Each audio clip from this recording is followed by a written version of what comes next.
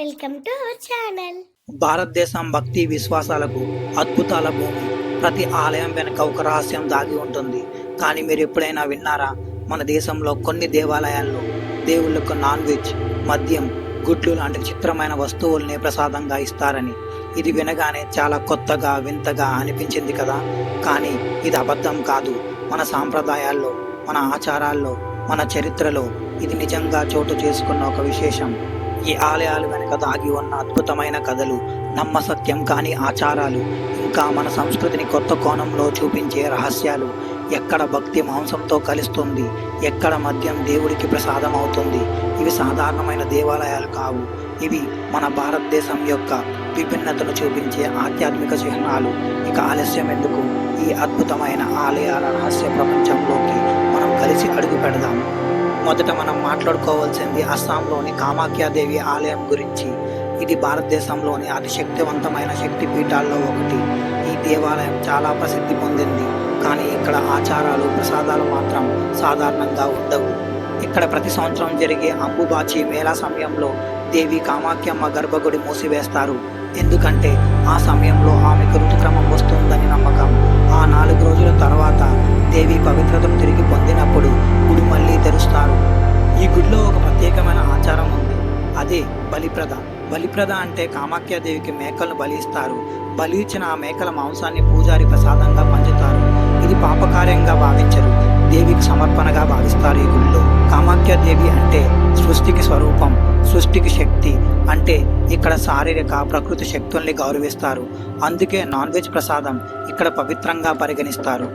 ఇప్పుడు నేను మీకు చెప్పబోయేది వింటే నిజంగా షాక్ అవుతారు. ఈ గుడిలో మద్యం దేవుడికి ప్రసాదంగా ఇస్తారు.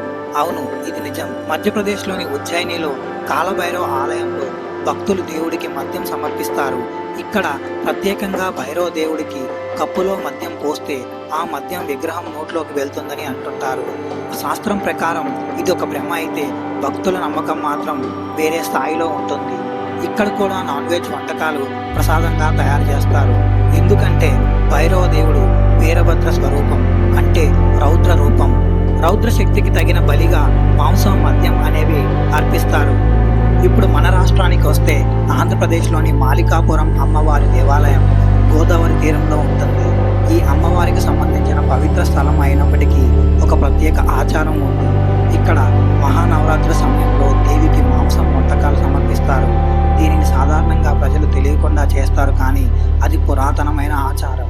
ఆ మాంసాన్ని పూజారులు దేవికి అర్పించి ఆ తర్వాత భక్తులు ప్రసాదంగా తీసుకుంటారు.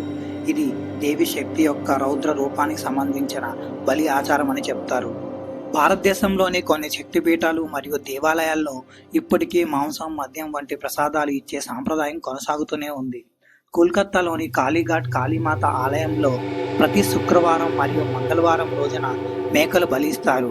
దీని వెనక అసలు కారణం ఏమిటంటే కాళీమాతను సృష్టి వినాశనాల ప్రతీకగా భావించి బలి ద్వారా మన అహంకారాన్ని తగ్గించడం. అదేవిధంగా ఒడిశాలోని హింజ్మాత ఆలయంలో మహా అష్టమి రోజున మేకలు, కోడిపిల్లలు బలి ఇస్తారు. మేఘాలయాలోని నోక్రే గ్రామదేవత ఆలయంలో మాత్రం స్థానిక గరో తెగలు మాంసం, మద్యం రెండింటిని భూమిమాతకు సమర్పిస్తారు. త్రిపుర రాష్ట్రంలోని త్రిపుర సుందరి ఆలయంలో కూడా నవరాత్రుల సమయంలో బలిప్రద కొనసాగుతుంది. ఈ అన్ని ఆలయాల్లో ఒకే తత్వం ఉంది. దేవికి మాంసం లేదా మద్యం సమర్పించడం పాపం కాదు, అది ఆమెకు అంకితం చేసిన పవిత్ర సమర్పణగా పరిగణిస్తారు. అందుకే మన భారతదేశం అనేది విభిన్నమైన సాంప్రదాయాల దేశం. ఎక్కడో పాలు, పండ్లు, లడ్లు ప్రసాదంగా ఇస్తారు. మరెక్కడో మాంసం, మద్యం, గుడ్లు కూడా పవిత్రంగా పరిగణిస్తారు. దేవుడు మన భక్తిని చూస్తాడు, మనం సమర్పించే వస్తువుని కాదు. ఈ ఆలయం యొక్క చరిత్ర, ఆచారం, తత్వం మనకు చెబుతుంది.